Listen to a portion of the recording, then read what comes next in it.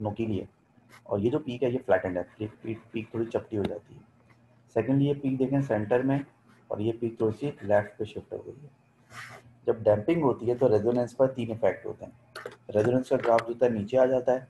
Number 2 peak थोड़ी सी चपटी हो जाती है, फ्लैटेंड हो जाती है, और नंबर 3 पीक जो है वो सेंटर से थोड़ा सा लेफ्ट पे शिफ्ट हो जाती है।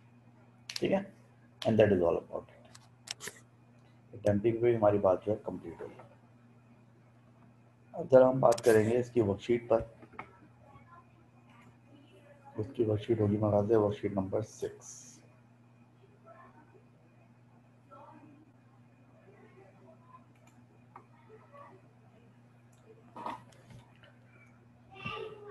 ये आ गई जनाब, वर्कशीट नंबर 6 आ गए।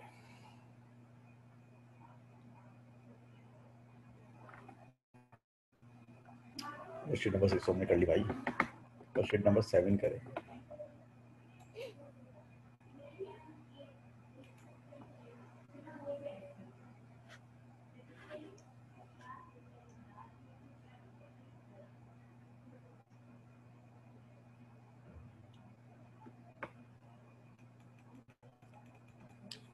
देखें पहला सवाल कह रहा, bar magnet of mass 180 gram is suspended from the free end of a spring as illustrated. एक बार मैग्नेट को आपने लटकाया हुआ है एक स्प्रिंग के जरिए।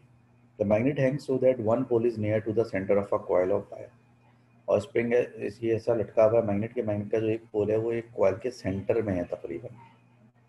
The coil is connected in series with the resistor and a switch. The switch is open. The magnet is displaced vertically and then allowed to oscillate with one pole remaining inside the coil. The other pole remains outside the coil. At time t equals to 0, the magnet is oscillating freely as it passes through its equilibrium position. At time t is equals to 3.0, the switch in the circuit is closed. The variation with time t of the vertical displacement y of the magnet is shown. अब देखें displacement time graph दिया हुआ है ये बताएंगे displacement time graph में आपको damping नजर आ रही है। अगर डैम्पिंग नजर आ रही है तो किस तरह पता चल रहा है कि यहाँ पे डैम्पिंग हो रही है?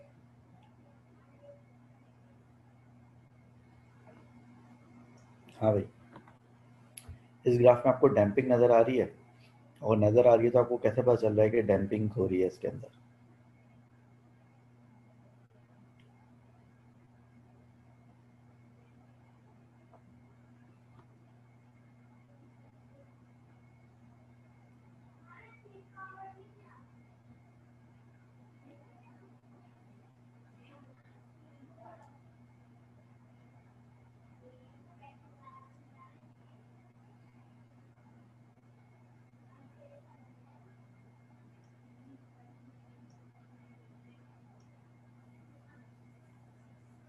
हाँ, एम्पलीट्यूड इसका जो है कम हो रहा है, इसे ग्रेजुअली डिक्रीज हो रहा है, इसका मतलब है कि इसमें डैम्पिंग हो रही है।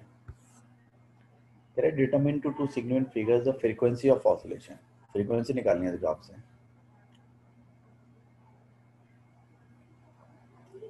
अब देखें फ्रीक्वेंसी कैसे निकलेगी। बराबर होती है 1 अपॉन टाइम पीरियड के। और टाइम पीरियड कैसा आएगा? टाइम पीरियड ऐसा आएगा कि देखिए भाई ये आपका जो है यहाँ से पहली वेव स्टार्ट हो रही है और यहाँ पे ख़त्म हो रही है, और ये कितना है 1.2 है शायद, सही कह रहा हूँ ना? 1.2 है मेरे ख्याल से ये, क्योंकि आपकी जो है वो ये एक वेव यहाँ कंप्लीट हो रही है, फिर 2 वेव यहाँ हो रही हैं। हाँ सही है, ये 1.2 है, 0.2, 0.4, 0.6, 0.8, 1.2 है।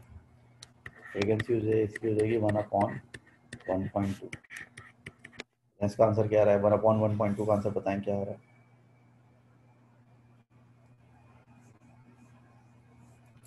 हाँ भाई 1/1.2 का आंसर बता दें खुदा के लिए, अगर आप लोग सो नहीं रहे हैं तो।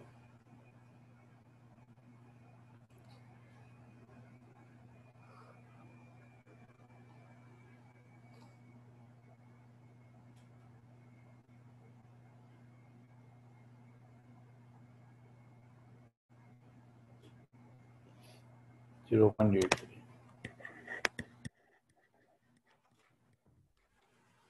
उसकी फ्रीक्वेंसी आ रही है 0.83 हर्ट्ज। ठीक है, फ्रीक्वेंसी इसकी हो जाएगी 1 टाइम पीरियड, यानी कि 1/1.2, यानी कि 0.83। तो frequency is 0.83 hertz. Can I state whether the closing of the switch gives rise to light, heavy or critical damping? कौन सी डैम्पिंग है? लाइट डैम्पिंग है, हैवी डैम्पिंग है, क्रिटिकल डैम्पिंग है? जल्दी बोलो फटाफट। लाइट डैम्पिंग है, क्योंकि अगर हैवी या क्रिटिकल डैम्पिंग होती तो फौरन जो है या तो फौरन खत्म हो जाता है या फौरन खत्म नहीं भी होता, लेकिन ये इतनी दफ़ा ऑसिलेट नहीं कर पाता, इतने ऑसिलेशन कंप्लीट नहीं कर पाता। तो कहते हैं कौन सी डैम्पिंग है ये लाइट डैम्पिंग है। फिर कह रहे हैं calculate the change in the energy delta E of oscillation of the magnet between T is equals to 2.7 second and T is equals to 7.5 second. देखें जब इसका टाइम जो था 2.7 सेकंड था और जब इसका टाइम जो है वो जब 7.5 सेकंड था, तो इन दोनों टाइम्स में एनर्जी में चेंज कितना है? अब देखें एनर्जी का फॉर्मूला जो होता है, एनर्जी ऑफ ऑसिलेशन का फॉर्मूला क्या होता है? Half M omega square X naught square. तो T is equals to 2.7 second को हम कह लेते हैं E1। E1 जो आपकी एनर्जी होगी वो होगी हाफ, मास दिया हुआ है आपको, मास कितना दिया? 180 ग्राम दिया हुआ था ना मास मेरे ख्याल से। कहाँ गया मास? हाँ ये ठीक है। तो भाई मास आपका आ गया कितना? मास आ गया 180 ग्राम। 180 ग्राम का मतलब है 0.18 किलोग्राम। ओमेगा कैसे आएगा? ओमेगा आएगा 2 पाई अपॉन टी से। 2 पाई अपॉन टी कितना था? 1.2, 2 अपॉन 1.2 का स्क्वायर। और 2.7 सेकंड पर एम्पलीट्यूड कितना है? 2.7 सेकंड कहाँ है भाई? ये रहा 2, 2.2, 2.4, 2.6, 2.7। 2.7 का जो एम्पलीट्यूड है माशाल्लाह से वो ये है आपका, और ये 1.5 है। 1.5 सेंटीमीटर, तो आ गया 1.5 सेंटीमीटर, यानी कि एक्सपोनेंट -2 का स्क्वायर। एनर्जी आपकी हो गई 2.7 सेकंड पर। 7.5 सेकंड पर जो एनर्जी होगी वो सब कुछ सेम होगा, सिर्फ एम्पलीट्यूड डिफरेंट हो जाएगा बस। तो हाफ हो गया, m 0.18 हो गया, एंगुलर फ्रीक्वेंसी वही होगी 2 पाई अपॉन 1.2 का स्क्वायर, और बस एम्पलीट्यूड देखने कितना होगा 7.5 सेकंड पे। 7.5 सेकंड पे एम्पलीट्यूड 7.5, 7.2, 7.1, 7.5 सेकंड ये एम्पलीट्यूड है 7.5 सेकंड पे। तो देखो कितना बनता है? 0.567, 0.75 बनता है, 0.75 सेंटीमीटर। एक्सपोनेंट -2 का स्क्वायर। दोनों एनर्जीज को निकालें, दोनों एनर्जीज को निकालें, उनका डिफरेंस निकालें। ठीक है, इसको जो है वो थोड़ा शॉर्ट तरीके से भी कर सकते हैं, वो ऐसे कि अगर E1 जो है वो बराबर है half M omega square X naught 1 square के, और E2 बराबर है half M omega square X naught 2 square के। तो चेंज इन एनर्जी किसके बराबर होगा? चेंज एनर्जी इन दोनों के डिफरेंस के बराबर होगा। डिफरेंस में half M omega square common ले लें, तभी बचेगा X naught 1 square minus X naught 2 square. बात वही हो जाएगी, लेकिन ये बता रहा है एक ही स्टेप में काम हो जाएगा आपका। अगर कैलकुलेट करके इसको डिफरेंस निकालना, ये हो जाएगा हाफ इंटू मास इज 0.18, और ओमेगा स्क्वायर कितना है? 2 पाई अपॉन 1.2 का स्क्वायर, और एक्स नॉट 2 कितना है? एक्स नॉट 2 है 100 से डिवाइड करेंगे 0.15 का स्क्वायर माइनस 0.075 का स्क्वायर। ठीक है, ये दोनों के स्क्वायर का डिफरेंस लेना है आपको। सॉल्व करके बता दें कितना चेंज आ रहा है energy.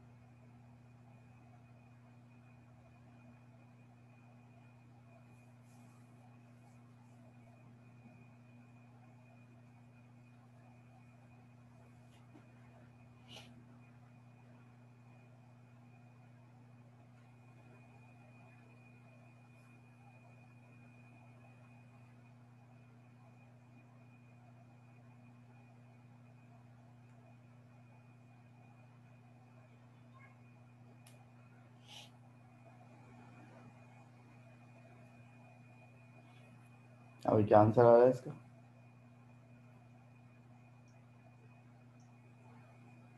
Zero point zero four two, 0.042 दूरी इसका आंसर आ गया बकौल मुश्त बार के। Next question, a U-tube contains liquid as shown in figure 4.1. The total length of the liquid column is L. The column of liquid is displaced so that the change in height of the liquid level from the equilibrium position in each arm of the tube is x as shown. The liquid in the U-tube then oscillates such that its acceleration is given by the expression a is equals to minus 2g upon L into x, where a is the acceleration of the free fall. Show that the liquid column undergoes simple harmonic motion. अब देखिए बहुत ही simple सी बात है, a बराबर है minus two G upon L into X, where g and l are constants. ठीक है ना, जब ये लिक्विड ऊपर नीचे होगा तो यहाँ से जितना नीचे होगा वहाँ से उतना ऊपर होगा, तो l की वैल्यू तो कांस्टेंट ही रहेगी, l की वैल्यू तो चेंज नहीं होगी। ठीक है, तो क्योंकि l की वैल्यू चेंज नहीं हो रही, वो कांस्टेंट है, और g जो है वो भी कांस्टेंट है, तो जब ये दोनों कांस्टेंट आप हटाएंगे तो यहाँ प्रोपोर्शनैलिटी आ जाएगी, तो a is proportional to minus X. इसका मतलब ये हुआ कि which means a and x are proportional, दोनों आपस में प्रोपोर्शनल है एंड ऑपोजिट इन डायरेक्शन। इनकी जो डायरेक्शन है वो क्या है, इनकी डायरेक्शन जो है वो ऑपोजिट है, which means A and are proportional and opposite in direction, तो लिहाजा सिंपल हार्मोनिक मोशन हो गई। फिर कह रहा था variation with time T of the displacement x is shown. ये देखें यहाँ पे डैम्पिंग हो रही है क्योंकि ऐसे ऐसा एम्पलीट्यूड कम होता जा रहा है। कह रहा है use data from figure 4.3 to determine the length L of the liquid column. L मालूम करना है आपको। इस फॉर्मूले में ए बराबर है माइनस टू जी अपॉन, में ए बराबर है किसके, माइनस टू जी, ए बराबर है minus two G upon L x. अब मतलब है कि मुझे सिर्फ जी पता है 9.8, एल मालूम करना है, और एल मालूम करने के लिए ना मुझे एक्स पता है ना ये पता है, तो इसका लिए है इसको मैं कंपेयर करूंगा general equation of simple harmonic motion से, A equals to minus omega square X. ये दोनों सिंपल हार्मोनिक मोशन की इक्वेशन है, अगर मैं दोनों को कंपेयर करूं तो ए से ए कंपेयर हो जाएगा, एक्स से एक्स कंपेयर हो जाएगा, वाई से वाई कंपेयर, माइनस से माइनस कंपेयर हो जाएगा, तो ओमेगा स्क्वायर बाकी बचेगा किसके, टू जी अपॉन एल, और एल बाकी बचेगा किसके, two G upon omega square के, और एल बराबर बचेगा two G upon omega square, two pi upon T के बराबर होता है ना, तो जाएगा four pi square upon T square के,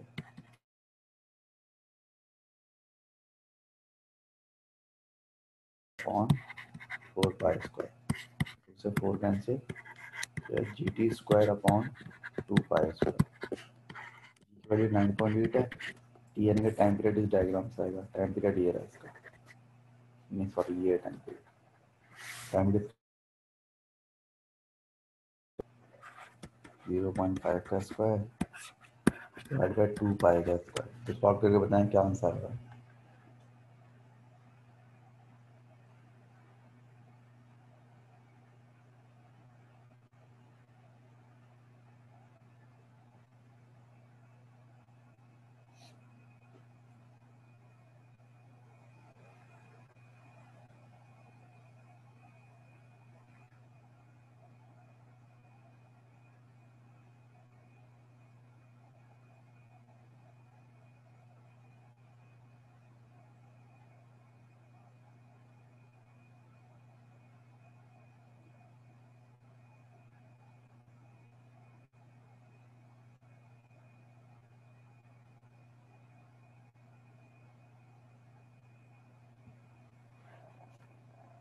0.124, इसकी लेंथ होगी 0.124 मीटर, यानी कि 12.4 सेंटीमीटर लेंथ होगी।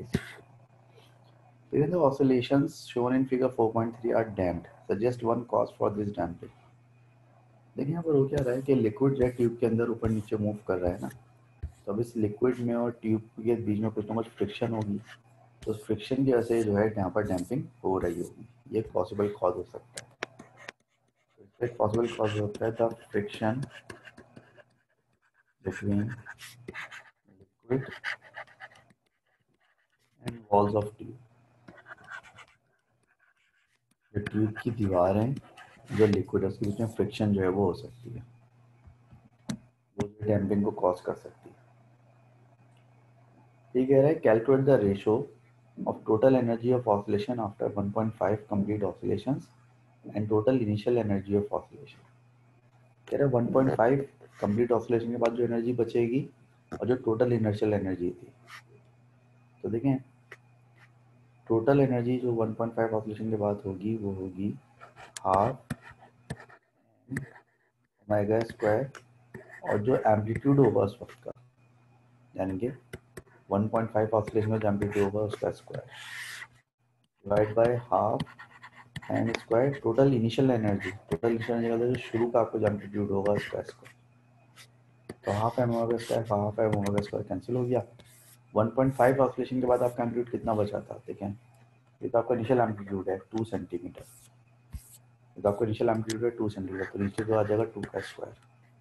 1.5 ऑसिलेशन के बाद आपका एम्पलीट्यूड कितना बचेगा, ये हुआ आपका 1 ऑसिलेशन और 1.5 कितना है, ये हो गया 1 ऑसिलेशन और ये हो गया 1.5 ऑसिलेशन।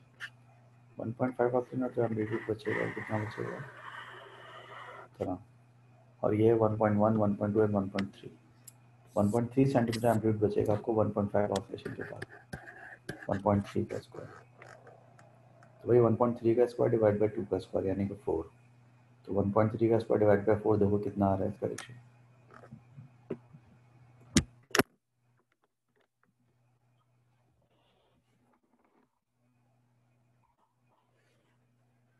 अब 1.3 के स्क्वायर को आप डिवाइड करें 2 के स्क्वायर से, तो देखें क्या आंसर आ रहा है जल्दी से, शाबाश।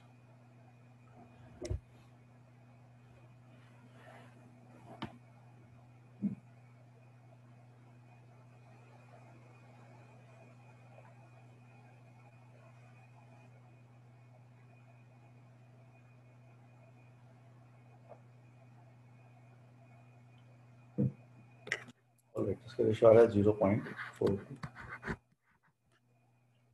ये आपका आंसर हो जाएगा। नेक्स्ट क्वेश्चन में कह रहे हैं कि state by reference to displacement what is meant by simple harmonic motion. Simple harmonic motion का मतलब क्या है, बाय रेफरेंस टू डिस्प्लेसमेंट बताएं कि सिंपल हार्मोनिक मोशन का मतलब क्या है। तो देखिए सिंपल हार्मोनिक मोशन का मतलब बाय रेफरेंस टू डिस्प्लेसमेंट ये है कि acceleration and displacement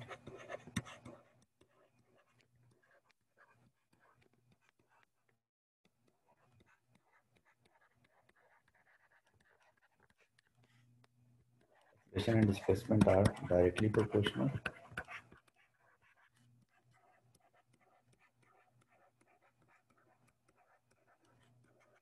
Okay. Acceleration and displacement are directly proportional and opposite in direction.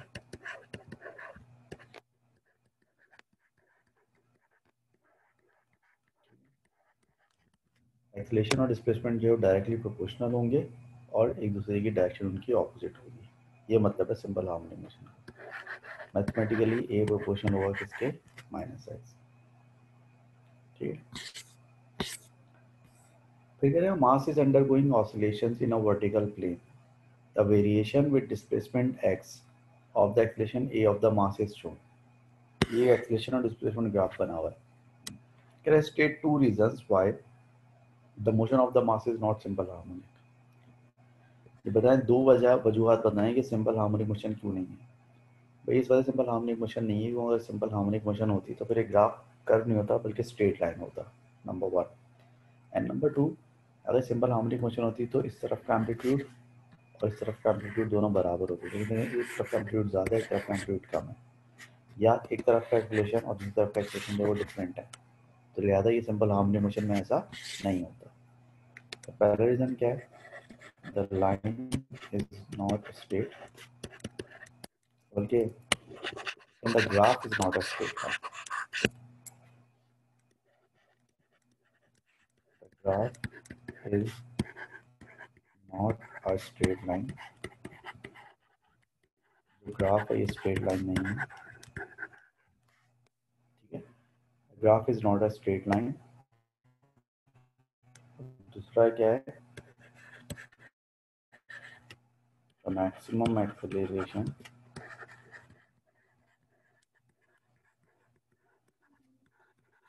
on both sides is not equal. Maximum acceleration on both sides is not equal. दोनों तरफ का maximum acceleration जो बराबर नहीं. फिर कह रहा block of wood is floating in a liquid as shown. The block is displaced vertically and then released.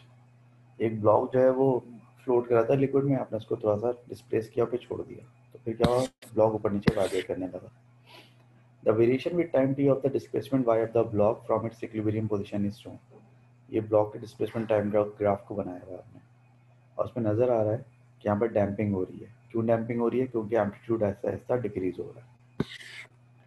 Use data from figure 3.3 to determine the angular frequency of oscillation.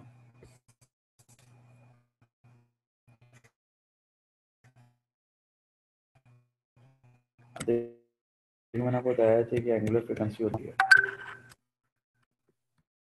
तो time period कितना दिया हुआ है, time period दिया हुआ है 0.8 seconds. Time period कितना है इसका, 0.8 सेकेंड. तो जगह 2 पाई डिवाइड बाय 0.8. तो देखो जरा क्या आंसर आ रहा है, 2 पाई डिवाइड बाय 0.8.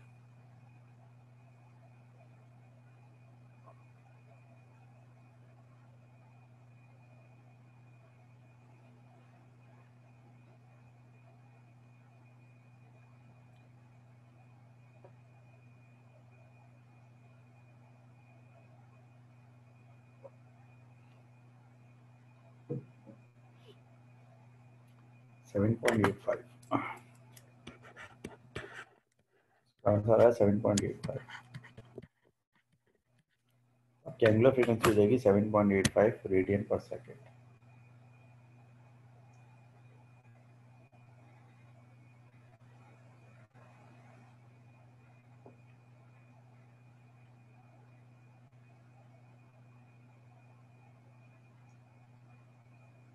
ठीक है भाई, तो आपका जो है वो एंगुलर फ्रीक्वेंसी आपकी होगी 7.85 रेडियन पर सेकेंड. फिर ये कह रहे थे maximum vertical acceleration of the block कितना होगा. मैक्सिमम वर्टिकल एक्सीलरेशन, मैक्सिमम जो एक्सीलरेशन होता है बराबर होता है minus omega square X not के. तो आप जो है वो ओमेगा की वैल्यू कितनी आई आपकी 7.85 का स्क्वायर, और एक्स नॉट यहाँ से आ जाएगा.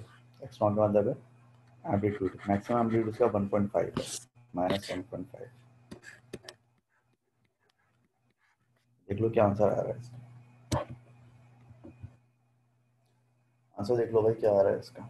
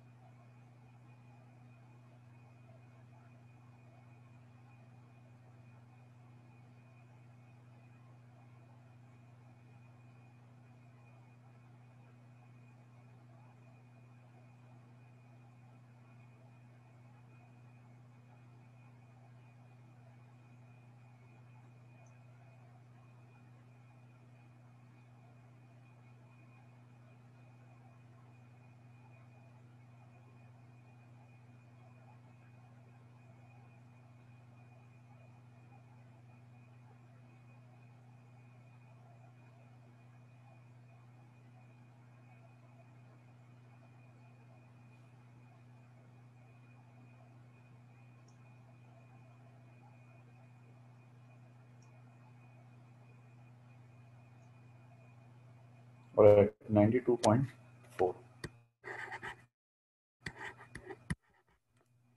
Maximum acceleration is 92.4 meter per second square.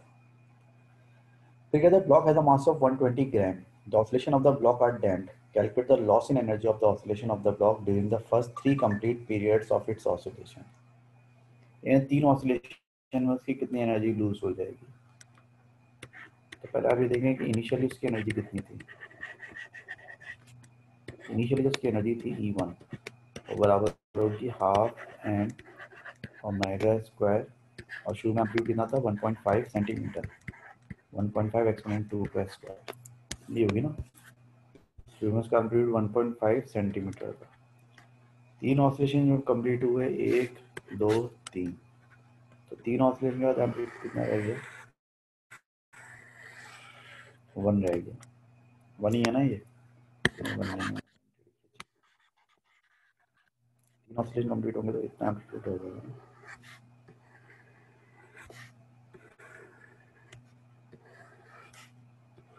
ये है 0.9 है मेरे ख्याल से तो 0.9 रह जाएगा एम्पलीट्यूड. तो आफ्टर 3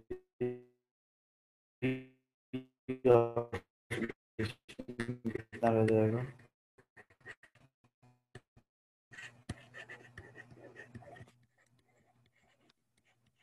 तो नया एनर्जी होगी 0.9 एक्सपोनेंट माइनस 2 का स्क्वायर. जब जो चेंज आएगा जो लॉस आएगा वो कितना होगा. लॉस आपका होगा half M omega square common आएगा 1.5 एक्सपोनेंट माइनस 2 का स्क्वायर माइनस 0.9 एक्सपोनेंट माइनस 2 का स्क्वायर. वैल्यूज पुट करें हाफ मास की वैल्यू है 120 ग्राम यानी 0.12. ओमेगा की वैल्यू आपने निकाली थी कितनी आई थी ओमेगा की वैल्यू 7.85. ओमेगा है 7.85 का स्क्वायर. अंदर डिफरेंस आ जाएगा दोनों का 0.015 का स्क्वायर माइनस 0.009 का स्क्वायर. देख लो भाई क्या आंसर आया एनर्जी लॉस का.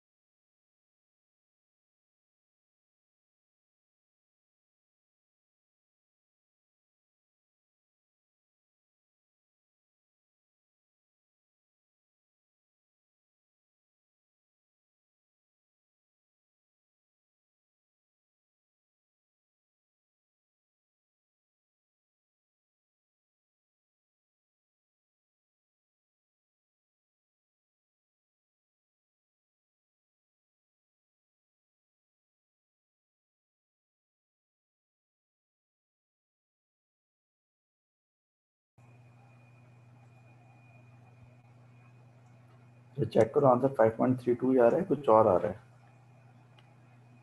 एक दफा और चेक करें तो रीचेक कर लो 5.32 आ रहा है.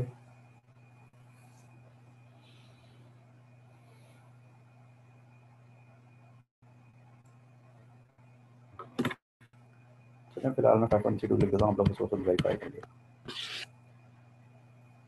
एक्सपोनेंट माइनस 4 हाँ वही तो मैं कहूँ 5.32 तो बहुत बड़ा आंसर हो जाएगा इसके लिए -4 होगा.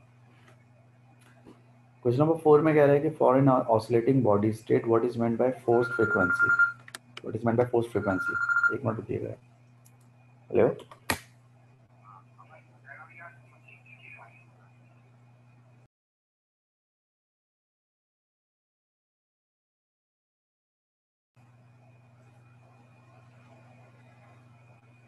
ऑलराइट.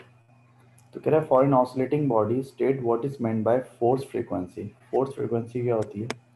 फोर्स फ्रीक्वेंसी का मतलब होता है frequency which an object is oscillate.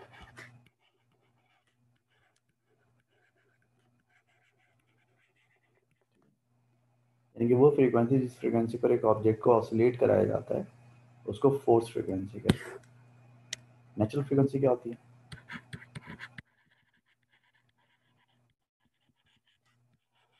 Frequency of free oscillation. यानी कि जब कोई ऑब्जेक्ट फ्रीली ऑसिलेट कर रहा होता है, जब कोई ऑब्जेक्ट फ्रीली ऑसिलेट कर रहा होता है तो सब जो उसकी फ्रीक्वेंसी होती है वो फ्रीक्वेंसी ऑफ फ्री ऑसिलेशन कहलाती है। रेजोनेंस क्या होती है? रेजोनेंस ये होती है कि when force frequency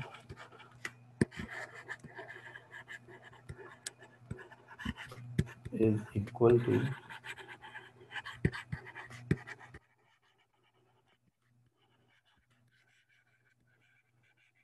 to natural frequency,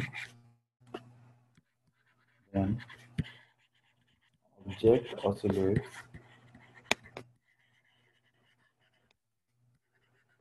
with maximum amplitude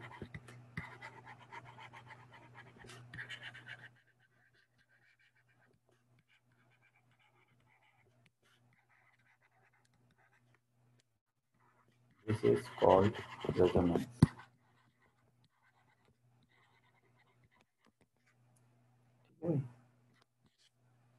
ये कह रहा है कि state and explain one situation where resonance is useful and in some situation resonance should be avoided। State one such situation, suggest how the effect of resonance are reduced। ये जो दो part हैं ये आप लोगों का होमवर्क है, यानी कि आपको इसके लिए बुक खोलना पड़ेगी और बुक खोल के देखेंगे कहाँ पर रेजोनेंस आपके लिए यूजफुल होती है और कहाँ पे आपको रेजोनेंस अवॉइड करनी होती है। ठीक, ये आपका होमवर्क है, इसको बुक खोल के पढ़िएगा, देखिएगा। आई होप कि आप नहीं देखेंगे बट मेरा फ़र्ज़ है आप लोगों से कहना, तो इसको बुक खोल के पढ़िएगा, इस क्वेश्चन को सॉल्व करने की कोशिश कीजिएगा। बाकी that is all about oscillation. आपका ऑसिलेशन का चैप्टर जो वो भी माशाल्लाह से ख़त्म हो गया। तो इस वक्त पोजीशन ये है कि आपने सर्कुलर मोशन कर लिया, ग्रेविटेशनल फील्ड कर लिया, इलेक्ट्रिक फील्ड कर लिया, कैपेसिटेंस कर लिया और ऑसिलेशन भी कर लिया। तो 5 चैप्टर्स आपके तकरीबन कंप्लीट, तकरीबन क्या हुई चुके हैं कंप्लीट। तो आई थिंक जब तक कॉलेज खुलेंगे इंशाल्लाह ताला हम छठे चैप्टर पर होंगे या छठा चैप्टर भी हो चुका होगा हमारा। तो इंशाल्लाह ताला फिर नेक्स्ट क्लास में, जो कि गालिबन मंडे को होती है आपकी नेक्स्ट क्लास शायद, तो मंडे को जो है इंशाल्लाह ताला फिर हम नया चैप्टर स्टार्ट करेंगे। ठीक है, तो that is all for today. बाकी 2 पार्ट्स आप लोग ज़रूर कीजिएगा, बुक खोल के ज़रूर पढ़िएगा कि रेजोनेंस कहाँ यूज़फुल होती है और रेजोनेंस कहाँ पर अवॉइड की जाती है।